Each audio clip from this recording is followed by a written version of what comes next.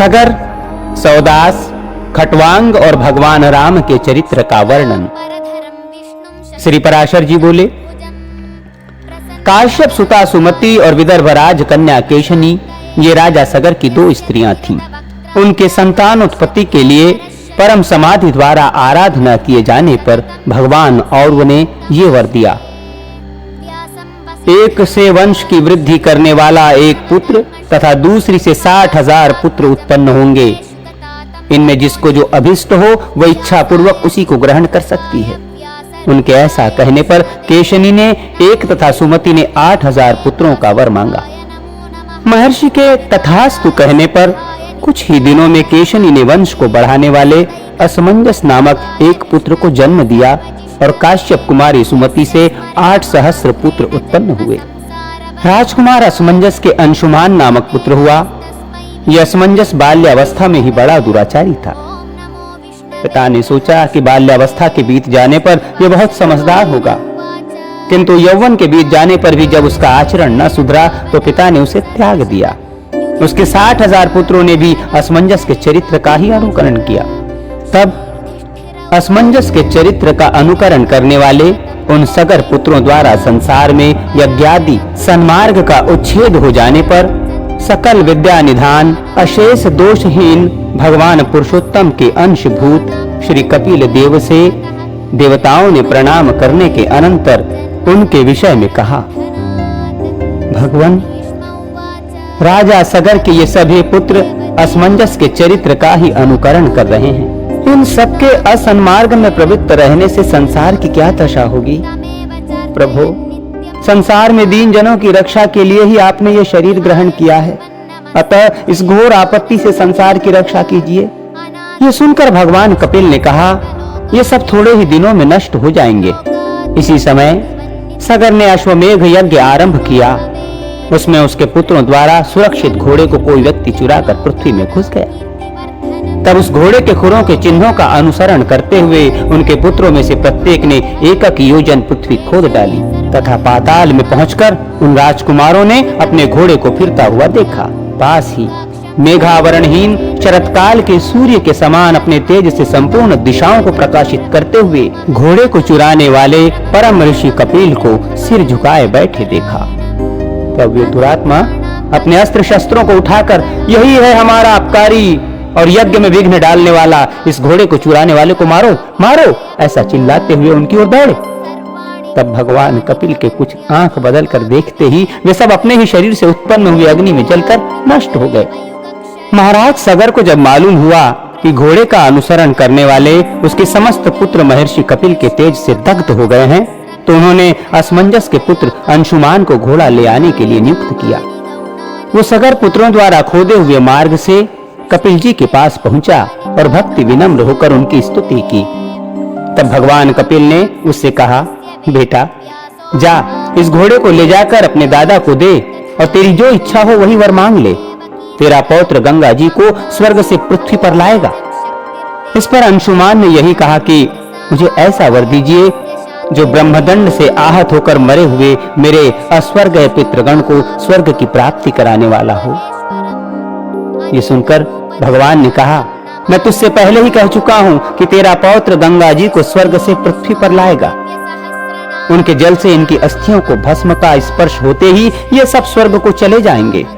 भगवान विष्णु के नखशिख से निकले हुए उस जल का ऐसा महात्म्य है कि वो कामना पूर्वक केवल स्नाधिकारियों में ही उपयोगी हो, सो नहीं, अपितु बिना कामना के मृतक पुरुष के अस्थि, चर्म, स्नायु तथा केश आदि का स्पर्श हो जाने से या उसके शरीर का कोई अंग गिरने से भी वो देहधारी को तुरंत स्वर्ग में ले जाता है। भगवान कपिल के ऐसा कहने पर वो उन्हें प्रणाम कर घोड़े को लेकर अपने पितामह की यज्ञशाला में आया। राजा सरक ने भी घोड़े के मिल जाने पर अपना यज्ञ समाप्त किया और पुत्रों के खोदे हुए सागर को ही अपत्य स्नेह से अपना पुत्र माना। उस अंशुमान के दिलीप नामक पुत्र हुआ और दिलीप के भगीरथ हुआ, जिसने गंगा जी को स्वर्ग से पृथ्वी पर लाकर उनका नाम भगीरथी कर दिया। भगीरथ से सुहोत्र, सुहोत्र से श्रुति, श्रुति से नाभाग, नाभाग से अंबरीश, अंबरीश से सिंधु द्वीप, सिंधु द्वीप से अयुतायु और अयुतायु से ऋतुपर्ण नामक पुत्र हुआ, जो राजा नल का सहायक और धृतकेला का पारदर्शी था। ऋतुपर्ण का पुत्र सर्वकाम था, उसका सुदास, और सुदास का पुत्र सौदास मित्रसह हुआ। एक दिन मृगिया के लिए वन में घूमते घूमते उसने 2 व्याघ्र देखे। इन्होंने संपूर्ण वन को मृगहीन कर दिया है। ऐसा समझकर उसने उनमें से एक को बाण से मार डाला। मरते समय वो अति भयंकर रूप क्रूर वदन राक्षस हो गया तथा दूसरा भी मैं इसका बदला लूंगा ऐसा कहकर अंतर्धान हो गया। कालांतर में सौदास ने एक यज्ञ किया। यज्ञ समाप्त हो जाने पर जब आचार्य वशिष्ठ जी बाहर चले गए, तब वो राक्षस वशिष्ठ जी का रूप बनाकर बोला, यज्ञ के पूर्ण होने पर मुझे नरमांस युक्त भोजन कराना चाहिए, अतः तुम ऐसा अन्न तैयार कराओ, मैं अभी आता हूं। ऐसा कहकर वो बाहर चला गया। फिर रसोइयों का वेश बनाकर राजा की आज्ञा से उसने मनुष्य का मांस पकाकर उसे निवेदन किया। राजा भी उसे सुवर्ण पात्र में रखकर वशिष्ठ जी के आने की प्रतीक्षा करने लगा और उनके आते ही वो मांस निवेदन कर दिया। वशिष्ठ जी ने सोचा, अहो, इस राजा की कुटिलता तो देखो, जो ये जानबूझकर भी मुझे खाने के लिए मांस देता है। फिर ये जानने के लिए कि ये किसका है, वे ध्यानस्थ हो गए। ध्यान अवस्था में उन्होंने देखा वो तो नरमांस है। तब तो क्रोध के कारण शुद्ध चित्त होकर उन्होंने राजा को ये शाप दिया, क्योंकि तूने जानबूझकर भी हमारे जैसे तपस्वियों के लिए अत्यंत अभक्ष ये नरमांस मुझे खाने को दिया है, इसीलिए तेरी इसी में लोलुपता होगी, अर्थात तू राक्षस हो जाएगा। तदनंतर राजा के ये कहने पर कि भगवान आप ही ने ऐसी आज्ञा दी थी, वशिष्ठ जी ये कहते हुए कि क्या मैंने ही ऐसा कहा था, फिर समाधिस्थ हो गए। समाधि द्वारा यथार्थ बात जानकर उन्होंने राजा पर अनुग्रह करते हुए कहा, तू अधिक दिन नरमांस भोजन न करेगा, केवल 12 वर्ष ही तुझे ऐसा करना होगा। वशिष्ठ जी के ऐसा कहने पर राजा सौदास भी अपनी अंजलि में जल लेकर मुनीश्वर को शाप देने के लिए उद्यत हुआ, किंतु अपनी पत्नी मदयंती द्वारा, भगवान ये हमारे कुलगुरु हैं, इस कुलदेव रूप आचार्य को शाप देना उचित नहीं है, ऐसा कहे जाने से शांत हो गया तथा अन्न और मेघ की रक्षा के कारण उस शाप जल को पृथ्वी या आकाश में नहीं फेंका, बल्कि उससे अपने पैरों को ही भिगो लिया। उस क्रोध युक्त जल से उसके पैर झुलसकर कलमाश वर्ण चितकबरे हो गए। तभी से उनका नाम कलमाशपाद हुआ तथा वशिष्ठ जी के शाप के प्रभाव से छठे काल में अर्थात 3रे दिन के अंतिम भाग में वो राक्षस स्वभाव धारण कर वन में घूमते हुए अनेकों मनुष्यों को खाने लगा। एक दिन उसने एक मुनीश्वर को ऋतुकाल के समय अपनी भार्या से संगम करते देखा। उस अति भीषण राक्षस रूप को देखकर भय से भागते हुए उन दंपतियों में से उसने ब्राह्मण को पकड़ लिया। तब ब्राह्मणी ने उससे नाना प्रकार से प्रार्थना की और कहा, हे राजन, प्रसन्न होइए, आप राक्षस नहीं हैं बल्कि इक्ष्वाकु कुल तिलक महाराज मित्रसह हैं। आप स्त्री संयोग के सुख को जानने वाले हैं। मैं अतृप्त हूँ, मेरे पति को मारना आपको उचित नहीं है। इस प्रकार उसके नाना प्रकार से विलाप करने पर भी उसने उस ब्राह्मण को इस प्रकार भक्षण कर लिया जैसे बाघ अपने अभिमत पशु को वन में पकड़कर खा जाता है। तब ब्राह्मणी ने अत्यंत क्रोधित होकर राजा को शाप दिया, अरे तूने मेरे अतृप्त रहते हुए भी इस प्रकार मेरे पति को खा लिया, इसलिए कामोपभोग से प्रवृत्त होते हुए ही तेरा अंत हो जाएगा। इस प्रकार शाप देकर वो अग्नि में प्रविष्ट हो गई। तदनंतर 12 वर्ष के अंत में शाप मुक्त हो जाने पर एक दिन विषय कामना में प्रवृत्त होने पर रानी मदयंती ने उसे ब्राह्मणी के शाप का स्मरण करा दिया। तभी से राजा ने स्त्री संभोग त्याग दिया। पीछे पुत्रहीन राजा के प्रार्थना करने पर वशिष्ठ जी ने मदयंती के गर्भाधान किया। जब उस गर्भ ने 7 वर्ष व्यतीत होने पर भी जन्म न लिया तो देवी मदयंती ने उस पर पत्थर से प्रहार किया। इससे उसी समय पुत्र उत्पन्न हुआ और उसका नाम अश्मक हुआ। अश्मक के मूलक नामक पुत्र हुआ। जब परशुराम जी द्वारा ये पृथ्वी तल क्षत्रियहीन किया जा रहा था, उस समय उस मूलक की रक्षा वस्त्रहीना स्त्रियों ने घेर कर की थी। इससे उसे नारी कवच भी कहते हैं। मूलक के दशरथ, दशरथ के इलविल, इलविल के विश्वसह और विश्वसह के खटवांग नामक पुत्र हुआ, जिसने देवासुर संग्राम में देवताओं की प्रार्थना करने पर दैत्यों का वध किया था। इस प्रकार स्वर्ग में देवताओं का प्रिय करने से उनके द्वारा वर मांगने के लिए प्रेरित किए जाने पर उसने कहा, यदि मुझे वर ग्रहण करना ही पड़ेगा तो आप लोग मेरी आयु बतलाइए।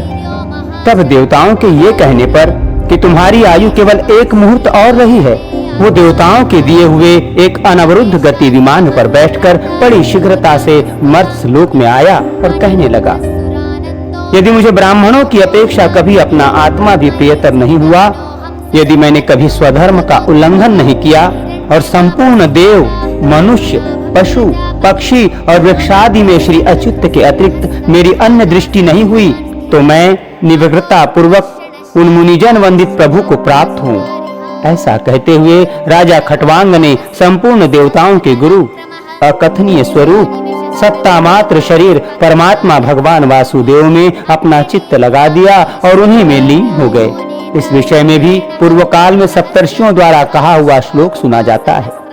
उसमें कहा है, खटवांग के समान पृथ्वी तल में अन्य कोई भी राजा नहीं होगा, जिसने 1 मुहूर्त मात्र जीवन के रहते ही स्वर्गलोक से भूमंडल में आकर अपनी बुद्धि द्वारा तीनों लोकों को सत्य स्वरूप भगवान वासुदेव में देखा। खटवांग से दीर्घबाहु नामक पुत्र हुआ, दीर्घबाहु से रघु, रघु से अज और अज से दशरथ ने जन्म लिया। दशरथ जी के भगवान कमलनाभ जगत के स्थिति के लिए अपने अंशों से राम, लक्ष्मण, भरत और शत्रुघ्न इन 4 रूपों से पुत्र भाव को प्राप्त हुए।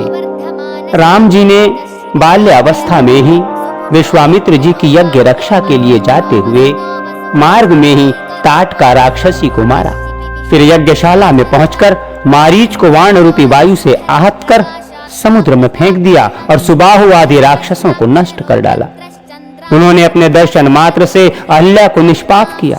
जनक जी के राजभवन में बिना श्रम ही महादेव जी का धनुष तोड़ा और पुरुषार्थ से ही प्राप्त होने वाली अयोनिजा जनक राज नंदिनी श्री सीता जी को पत्नी रूप से प्राप्त किया। और तदनंतर संपूर्ण क्षत्रियों को नष्ट करने वाले समस्त है कुल के लिए अग्नि स्वरूप परशुराम जी के बलवीर्य का गर्व नष्ट किया। फिर पिता के वचन से राज्य लक्ष्मी को कुछ भी न गिनकर भाई लक्ष्मण और धर्मपत्नी सीता के सहित वन में चले गए। वहां विराध, खर, दूषण आदि राक्षस तथा कबंध और वाली का वध किया और समुद्र का पुल बांधकर संपूर्ण राक्षस कुल का विध्वंस किया तथा रावण द्वारा हरी हुई और उसके वध से कलंक ही न होने पर भी अग्नि प्रवेश से शुद्ध हुई समस्त देवगणों से प्रशंसित स्वभाव वाली अपनी भार्या जनकराज कन्या सीता को अयोध्या में ले आए। हे मैत्रेय, उस समय उनके राज्याभिषेक जैसा मंगल हुआ उसका तो 100 वर्ष में भी वर्णन नहीं किया जा सकता। तथापि संक्षेप से सुनो। दशरथ नंदन श्री रामचंद्र जी प्रसन्न वदन लक्ष्मण, भरत, शत्रुघ्न, विभीषण, सुग्रीव, अंगद, जाम्बवान और हनुमान आदि से क्षत्र चामरादि द्वारा सेवित हो ब्रह्मा, इंद्र, अग्नि, यज्ञ, निरिति, वरुण, वायु, कुबेर और ईशान आदि संपूर्ण देवगण, वशिष्ठ, वामदेव, वाल्मीकि, मार्कंडेय, विश्वामित्र, भरद्वाज और अगस्त्य आदि मुनिजन तथा ऋक्, यजुः, साम और अथर्व वेदों से स्तुति किए जाते हुए तथा नृत्य, गीत, वाद्य आदि संपूर्ण मंगला सामग्रियों सहित वीणा, वेणु, मृदंग, भेरी, पटह, शंख, काहल और गोमुख आदि बाजों के घोष के साथ समस्त राजाओं के मध्य में संपूर्ण लोकों की रक्षा के लिए विधि पूर्वक अभिषिक्त हुए। इस प्रकार दशरथ कुमार, कौशलाधिपति, रघुकुल तिलक, जानकी वल्लभ तीनों भ्राताओं के प्रिय श्री रामचंद्र जी ने सिंहासनारूढ़ होकर 11,000 वर्ष राज्य शासन किया। भरत जी ने भी गंधर्व लोक को जीतने के लिए जाकर युद्ध में 3 करोड़ गंधर्वों का वध किया और शत्रुघ्न जी ने भी अतुलित बलशाली महापराक्रमी मधुपुत्र लवण राक्षस का संहार किया और मथुरा नामक नगर की स्थापना की। इस प्रकार अपने अतिशय बल पराक्रम से महान दुष्टों को नष्ट करने वाले भगवान राम, लक्ष्मण, भरत और शत्रुघ्न संपूर्ण जगत की यथोचित व्यवस्था करने के अनंतर फिर स्वर्ग लोक को पधारे। उनके साथ ही जो अयोध्या निवासी उन भगवत दंश स्वरूपों के अतिशय अनुरागी थे, उन्होंने भी तन्मय होने के कारण सालोक की मुक्ति प्राप्त की। दुष्ट दलन भगवान राम के कुश और लव नामक 2 पुत्र हुए। इसी प्रकार लक्ष्मण जी के आनंद और चंद्रकेतु, भरत जी के तक्ष और पुष्कल तथा शत्रुघ्न जी के सुबाहु और शूरसेन नामक पुत्र हुए। कुश के अतिथि, अतिथि के निषद, निषद के अनल, अनल के नभ, नभ के पुंडरिक, पुंडरिक के शेमधनवा, शेमधनवा के देवानिक, देवानिक के अहिनक, अहिनक के रूरु, रूरु के पारियात्रक, पारियात्रक के देवल, देवल के वंचल, वंचल के उत्क, उत्क के वज्रनाभ, वज्रनाभ के शंखन, शंखन के युषिताक्ष और युषिताक्ष के विश्वसह नामक पुत्र हुआ। विश्वसह के हिरण्यनाभ नामक पुत्र हुआ, जिसने जैमिनी के शिष्य महायोगेश्वर याज्ञवल्क्य जी से योग विद्या प्राप्त की थी। हिरण्यनाभ का पुत्र पुष्य था, उसका ध्रुव संधि, ध्रुव संधि का सुदर्शन, सुदर्शन का अग्निवर्ण, अग्निवर्ण का शिग्रग तथा शिग्रग का पुत्र मरु हुआ, जो इस समय भी योगाभ्यास में तत्पर हुआ कलाप ग्राम में स्थित है। आगामी युग में ये सूर्य वंशीय क्षत्रियों का प्रवर्तक होगा।